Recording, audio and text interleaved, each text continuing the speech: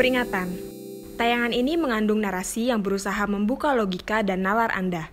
Bagi Anda yang tak mempunyai logika, Anda bisa saja merasa baper dan tersinggung. Jika tidak kuat, silakan menutup videonya. Jika kuat, selamat menyaksikan. Banyak orang bertanya pada saya, kenapa sih saya itu sering mengkritik cara beragama orang-orang Islam? Jawaban saya sederhana. Alasan utama saya mengkritik orang-orang Islam adalah karena saya tidak ingin umat Islam terus terbelakang, tertinggal, terpuruk. Jujur deh, dunia Islam itu parah. Penuh konflik, cekcok, bodoh, berantakan, ilmu pengetahuan yang tertinggal. Teknologinya bergantung pada barat, miskin, tidak menghargai HAM, dan seterusnya. Pokoknya parah. Parah. Kalaulah ada negara yang kaya, ya karena memang ditakdirkan Tuhan punya sumber daya alam gratis seperti minyak.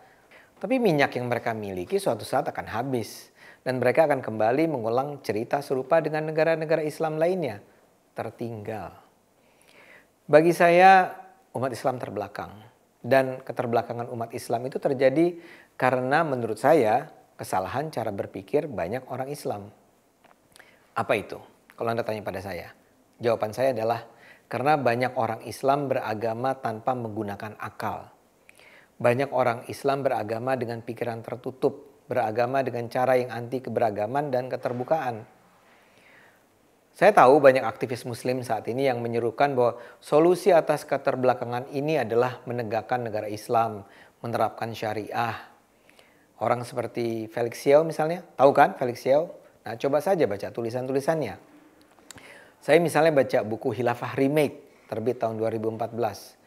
Dia bilang kesalahan umat Islam saat ini adalah meninggalkan gagasan negara Islam dan memilih sistem di luar Islam, yaitu negara sekuler. Menurut Felix, di masa kejayaan yang dulu, Islam menerapkan syariah, menerapkan negara Islam, menerapkan khilafah. Begitu khilafah berakhir, dunia Islam terus mengalami keruntuhan yang kata Felix. Dengan demikian, menurut logika Felix, jawaban terhadap ketertinggalan dunia Islam saat ini adalah jelas, tegakkan negara Islam, tegakkan khilafah. Logika Felix semacam ini emang sederhana dan seringkali memang terkesan menarik bagi terutama mereka yang tidak mau capek-capek belajar sejarah. Tapi kalau buat saya sih gampang sekali terlihat cacat logika Felix ini. Begini, kalau memang khilafah atau negara Islam atau syariah adalah variabel yang menentukan kemajuan, mengapa dunia barat bisa mencapai kemajuan tanpa hal-hal itu? Buat barat boro-boro menerapkan syariah dan khilafah, percaya pada Islam pun mereka tidak.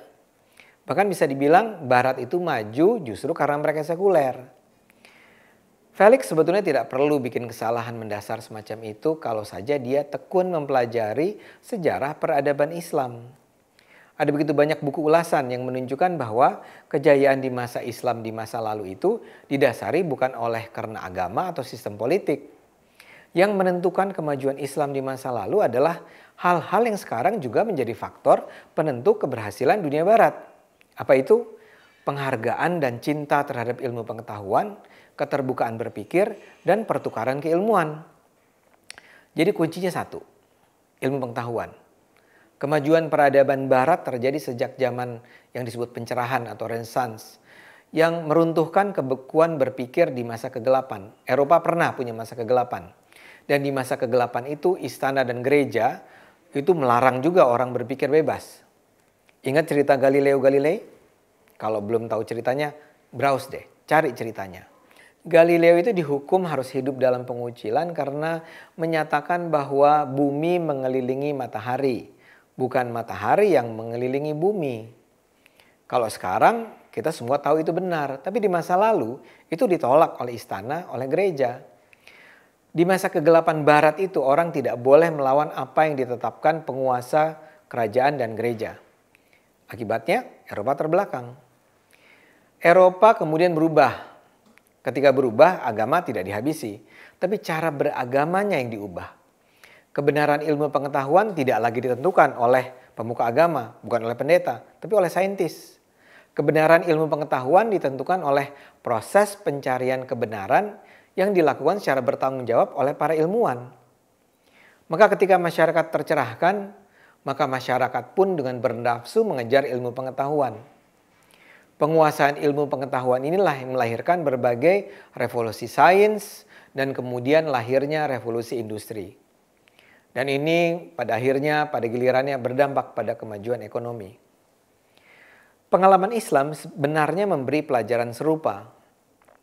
Islam dulu pernah punya masa jaya. Dan Islam di masa jaya itu tumbuh pesat karena para pemuka Islam di masa perkembangan yang jaya itu sangat menghormati keterbukaan dan pengetahuan. Islam itu ingat tumbuh semula di Arab yang tertinggal secara peradaban di masa itu. Orang-orang muslim pertama-tama itu adalah kaum yang hidup dalam budaya padang pasir yang keras, penuh konflik, tidak berorientasi pada sains, bahkan buta huruf.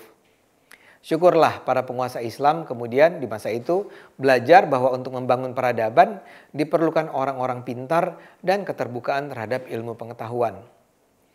Ekspansi Islam, perluasan Islam di masa-masa itu menyebabkan Islam kemudian belajar dari warisan kebudayaan Yunani klasik dan warisan peradaban Timur dengan percaya diri. Dan itu ironisnya diabaikan oleh Barat di masa itu. Buku-buku ilmu pengetahuan dan filsafat dari Yunani didatangkan dan kemudian diterjemahkan ke dalam bahasa Arab. Ini semualah yang mendorong lahirnya tradisi akademis yang melahirkan cabang ilmu pengetahuan seperti kedokteran, matematika, optik, geografi, fisika, astronomi, dan sejarah, dan tentu saja filsafat. Pada era kejayaan Islam itu, metode berpikir rasional, ilmiah, dan filosofis berkembang dengan kokoh. Landasan itulah yang memungkinkan lahirnya para ilmuwan, pemikir, filsuf, budayawan yang tak henti-henti melahirkan karya-karya yang membangun peradaban Islam. Kalau tidak percaya cerita ini, saya sarankan baca deh buku-buku tentang sejarah Islam. Jadi keterbelakangan umat Islam jelas tidak bisa diatasi dengan sekedar bikin negara Islam, khilafah. Kita harus berani mendobrak kebekuan berpikir yang ada dalam dunia Islam saat ini. Karena itu, kita harus berani mengkritik pemuka agama. Meninjau kembali ajaran agama yang nampak tidak masuk akal. Mengkritik cara berpikir dan perilaku umat Islam yang membawa dunia pada keterbelakangan. Jadi kalau saya akan terus mengkritik cara beragama banyak orang Islam, itu bukan karena saya membenci Islam ya. Bukan karena saya membenci orang-orang Islam. Saya justru ingin agar orang-orang Islam maju tanpa membawa ancaman.